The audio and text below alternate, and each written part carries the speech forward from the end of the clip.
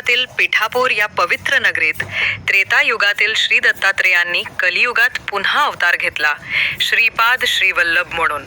त्यांच्या जन्माने संपूर्ण परिसरात आनंद आणि तेज पसरले.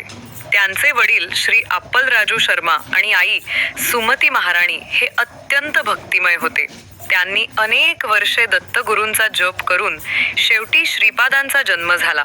लहान वयातच त्यांनी अतुलनीय चमत्कार दाखवले. एकदा गावात एका गरीब ब्राह्मणाच्या घरी जेवायला गेले. त्या ब्राह्मणाकडे काहीच नव्हतं, पण श्रद्धेने त्याने थोडं अन्न अर्पण केलं. श्रीपादांनी ते अन्न प्रसाद म्हणून स्वीकारलं आणि म्हणाले, जेथे श्रद्धा आहे तेथे मी स्वतः येतो. भक्ताची भावना माझ्यासाठी सर्वश्रेष्ठ आहे.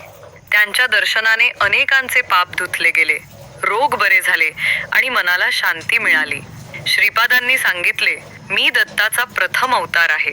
माझं नाव जपणारा, माझी कथा ऐकणारा त्याचं जीवन पवित्र होतं. शेवटी त्यांनी कुरवपूर येथे समाधी घेतली आणि आजही तिथे त्यांचं अदृश्य अस्तित्व आहे.